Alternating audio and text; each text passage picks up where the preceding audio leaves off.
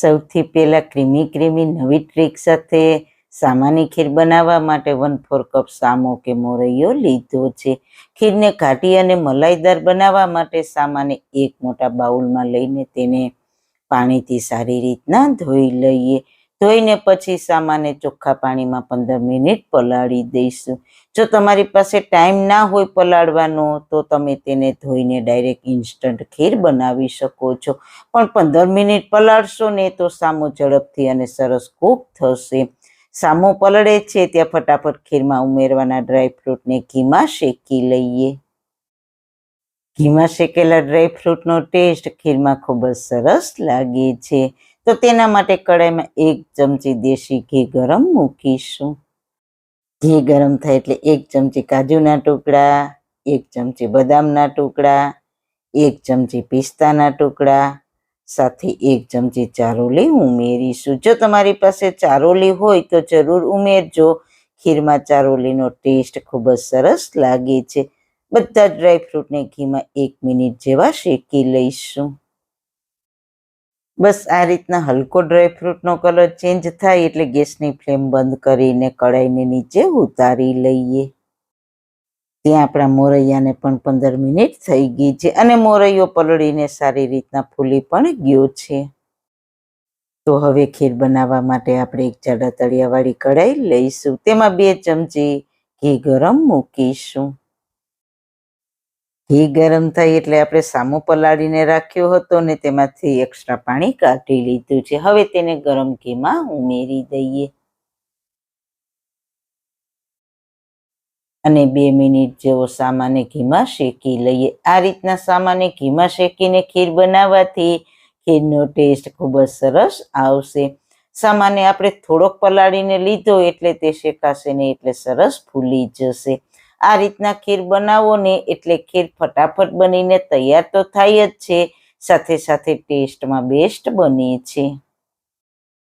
હજુ આમાં આપણે નવી ટ્રીક કરવાના છીએ તે આગળ બતાવીશ. આ રીતના સતત ચલાવતા રહેવાનું છે. તમે જોઈ શકો છો 2-3 મિનિટમાં સામાનો દાણો આ રીતના શેકાઈને થોડો ક્રિસ્પી પણ થઈ ગયો છે. તો આ સ્ટેજ પર આપણે 1/2 લીટર દૂધ ઉમેરીશું. પહેલા આપણે થોડું દૂધ ઉમેરીશું. એક સાથે બધું દૂધ નથી ઉમેરવાનું. મિક્સ કરીશું અને 2 મિનિટ થવા દઈશું. પહેલા આપણે થોડા દૂધમાં મોરૈયાને બાફી લઈશું. દૂધ થોડું હશે ને તો મોરૈયો સારી રીતના દૂધ સાથે બફાઈને ફૂલી જશે. તમે જુઓ મીડિયમ ગેસની ફ્લેમ પર 2 મિનિટમાં મોરૈયો દૂધ સાથે પલળીને ફૂલી ગયો છે. મોરૈયાનો દરેક દાણો બફાઈને સોફ્ટ થઈ ગયો છે. હવે આ સ્ટેજ પર બાકીનું બધું જ દૂધ ઉમેરી દઈએ. દૂધ ઉમેરશો ને એટલે ખીર ફટાફટ ઘાટી અને ક્રીમી તૈયાર થશે. મેં ફૂલ ફેટવાળું 1/2 લીટર દૂધ લીધું છે. જેને ખીર બનાવવાની એક નવી જ ટ્રીક. તો જરૂર એકવાર આ રીતના બનાવજો, ખૂબ જ સરસ બનશે. સામાન્ય દૂધ સાથે સારી રીતના મિક્સ કરી લઈએ. હવે આપણે ખીરનો સારો કલર અને સ્વાદ માટે આપણે કેસરવાળું દૂધ ઉમેરીશું. મેં 1 ચમચી ગરમ દૂધમાં 2 ચપટી જેટલું કેસર પલાળીને રાખ્યું હતું તે ઉમેરીશું. એકદમ સારી રીતના મિક્સ કરીને ખીરને 5 મિનિટ જેવું પકાવી લઈશું. સામો સારી રીતના કૂક થયેલો છે એટલે દૂધમાં તેને આપણે સારી રીતના મિક્સ થઈ જાય ત્યાં સુધી તેને પકાવીશું. 5 મિનિટ પછી તમે જોઈ શકો છો ખીર સરસ ઘાટી અને મલાઈદાર થઈ ગઈ છે. આ રીતના સામાના દાણાને પ્રેસ કરીને જોઈએ તો સરસ મેશ થઈ જાય છે. તેનો મતલબ કે તે સારી રીતના ફૂલીને સોફ્ટ થઈ ગયો છે. તમને ચમચામાં ખીર લઈને બતાવું તો સામો દૂધમાં સરસ મિક્સ થઈને એકરસ થઈ ગયો છે. હજુ ખીર ઠંડી થશે એમ હજુ વધારે ઘટ થશે. હવે આ સ્ટેજ પર આપણે 1/2 કપ ખાંડ ઉમેરીશું. ખાંડ તમે તમારા ટેસ્ટ પ્રમાણે પ્લસ માઇનસ કરી શકો છો. સાથે આપણે ઘીમાં શેકેલા ડ્રાયફ્રૂટને પણ ઉમેરી દઈએ.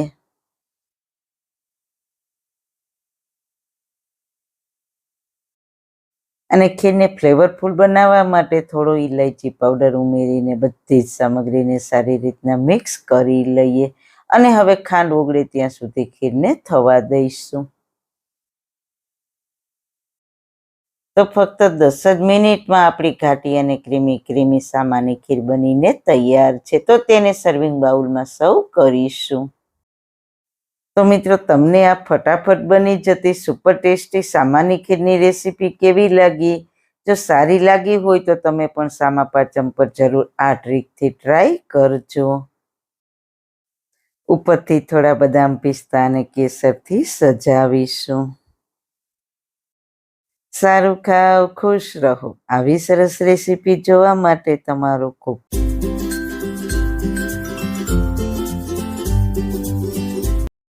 સૌથી પહેલા ફરાળી રેસીપી બનાવવા માટે બાઉલમાં આપણે 1 વાટકી મોરૈયો કે સામો લીધો છે. આ જ વાટકી ભરી આપણે પાણીનું માપ લેવાનું છે. એટલે આ રીતે તમારે મેજર કરી જેટલી બનાવવી હોય તેટલો મોરૈયો લેવાનો છે. તેને ધોઈને 5 મિનિટ પલાળી દઈએ. તે પલળે છે ત્યાં ફટાફટ કઢીનું મિક્સર બનાવી લઈએ. તો તેના માટે બાઉલમાં 1 કપ થોડું ખાટું હોય તેવું દહીં લેવાનું. તેમાં 1/4 કપ રાજગરાનો ફરાળી લોટ ઉમેરીને એકદમ સારી રીતના મિક્સ કરી લઈએ.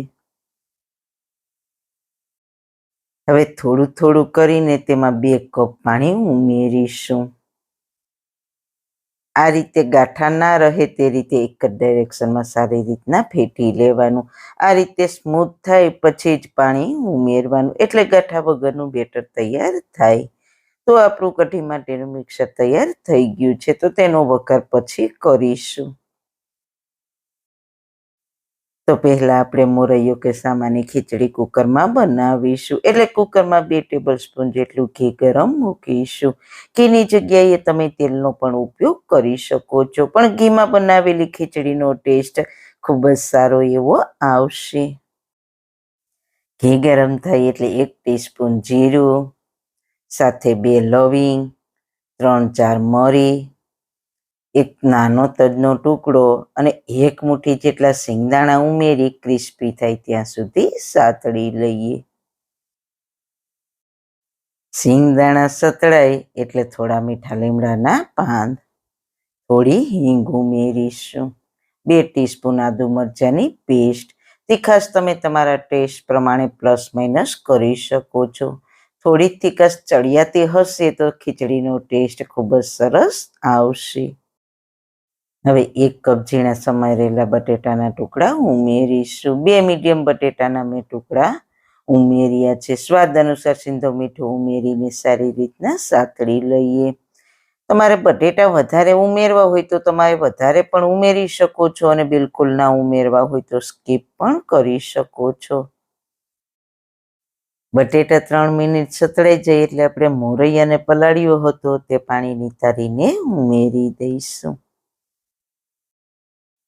અને એકદમ સારી રીતના મિક્સ કરીને તેને 2-3 મિનિટ થવા દઈશું.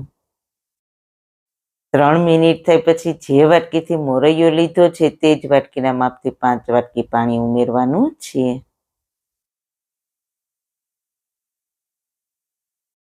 પાંચ ગણું પાણી ઉમેરવાનું છે.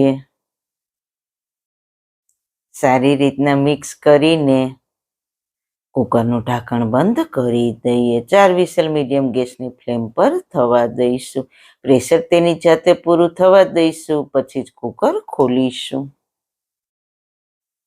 ત્યાં સુધીમાં ફટાફટ કઢીનો વઘાર કરી લઈએ. તો તેના માટે કડાઈમાં 2 ટેબલસ્પૂન જેટલું ઘી ગરમ મૂકીશું. ઘીની જગ્યાએ તમે તેલનો પણ ઉપયોગ કરી શકો, પણ ઘીમાં ફરાળી કઢીનો સ્વાદ ખૂબ જ સરસ આવશે. ઘી ગરમ થાય એટલે 1 ટીસ્પૂન જીરું, જીરાનો કલર ચેન્જ થાય એટલે 3 લવિંગ, 1 તજનો ટુકડો, સાથે 1 ટીસ્પૂન આદુ મરચાંની પેસ્ટ ઉમેરીશું. મીઠા લીમડાના પાન, થોડી હિંગ ઉમેરીને સારી રીતના મિક્સ કરી લઈએ અને 1 મિનિટ જેવું સાતળી લઈએ. 1 મિનિટ જેવું સતળાઈ જાય એટલે આપણે કઢીનું મિક્સર તૈયાર કર્યું છે તેને પહેલા મિક્સ કરીને પછી કઢાઈમાં રેડીશું. સારી રીતના મિક્સ કરીશું અને તેને 7-1 મિનિટ જેવું કઢી ઘટ થાય ત્યાં સુધી ઉકાળીશું. ખીચડી વઘારીને આપણે કઢીનો પણ વઘાર કરી લીધો છે. ખીચડી તૈયાર થશે ત્યાં કઢી પણ તૈયાર થઈ જશે. તો બંને કઢી ખીચડી ફક્ત 15 મિનિટમાં બનીને તૈયાર થઈ જશે. કઢીને ઉકળતા લગભગ 7 મિનિટ જેવું થયું છે અને ઘટ પણ થવા લાગી છે. આ રીતના ઘટ થાય એટલે તેમાં આપણે સ્વાદ અનુસાર સિંધવ મીઠું ઉમેરીશું. મીઠું તમારે કઢીમાં પહેલા નથી ઉમેરવાનું. જો તમારી કઢી ફાટી જતી હોય તો આ રીતે કઢી તમારી ઉકળીને ઘટ થાય પછી તેમાં તમારે મીઠું અને ગળ પણ ઉમેરવું.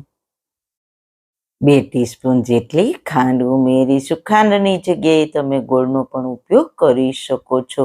ખાંડ તમે તમારા ટેસ્ટ પ્રમાણે પ્લસ માઇનસ કરી શકો છો. સાથે 1 ટીસ્પૂન અધકચરો મરીનો પાવડર ઉમેરીશું. સાથે થોડા ફ્રેશ ધાણા ભાજી ઉમેરીશું. મિક્સ કરીશું અને ફરી તેને 2 મિનિટ જેવું ઉકળવા દઈશું. કઢી ઉકળે ત્યાં કુકરમાં પણ 4 વિસલ થઈ ગઈ છે અને પ્રેશર પણ તેની જાતે પૂરું થઈ ગયું છે. તો કુકરનું ઢાંકણ ખોલીશું. વાહ, મસ્ત મજાની ખીચડી બનીને તૈયાર થઈ ગઈ છે અને સુગંધ પણ લાજવાબ આવે છે. આ રીતે થોડી ઢીલી જ હશે. હવે તેમાં 1/4 કપ મોળું દહીં ઉમેરીશું. 1 ટીસ્પૂન અધકચરા મરીનો પાવડર ઉમેરીશું. સાથે થોડા ફ્રેશ ધાણા ભાજી, 2 ટેબલસ્પૂન જેટલો શેકેલી સિંગનો પાવડર ઉમેરીને સારી રીતના મિક્સ કરીશું. આ ખીચડી ટેસ્ટમાં ખૂબ જ સારી લાગશે. એને તમે એકલી બનાવીને ખાશો તો પણ બહુ સારી એવી ટેસ્ટી લાગશે. તો આપણી ફરાળી મોરૈયો કે સામાની ખીચડી તૈયાર છે. ત્યાં કઢીને પણ 2 મિનિટ થઈ ગઈ છે. તે પણ સરસ ઘટ એવી થઈ ગઈ છે. તો ગેસની ફ્લેમ બંધ કરી દઈશું અને ગરમ ગરમ ફરાળી મોરૈયાની ખીચડી અને રાજગરાની કઢીને સર્વ કરીશું. તો ફટાફટ બની જાય તેવી અને વ્રત કે ઉપવાસમાં ખાઈ શકાય તેવી કઢી ખીચડીની જરૂર એકવાર ટ્રાય કરજો. એકલી ખીચડી બનાવશો ને તો પણ ખૂબ જ ટેસ્ટી એવી લાગશે. ઋષિ પાચમ કે સામા પાચમમાં એકવાર આ ફરાળી કઢી ખીચડીની રેસીપીની જરૂર ટ્રાય કરજો. ગરમ ગરમ સર્વ કરો ત્યારે ઉપરથી થોડું ઘી ઉમેરવાનું. તમે ગમે તે ખીચડી ખાઓ પણ ઘી તમે તેની ઉપરથી ઉમેરશો એટલે તેનો સ્વાદ 100 ગણો વધી જશે. તો મિત્રો, તમને મારી આ ફરાળી કઢી ખીચડીની રેસીપી કેવી લાગી? જો સારી લાગી હોય તો તમારા ફ્રેન્ડ્સ ફેમિલીમાં શેર કરજો ને મારી ચેનલ પર નવા છો તો મારી ચેનલને સબસ્ક્રાઈબ કરજો. ફરી મળીશું એક નવી જ રેસીપી સાથે. ત્યાં સુધી બધાને મારા જય શ્રી કૃષ્ણ.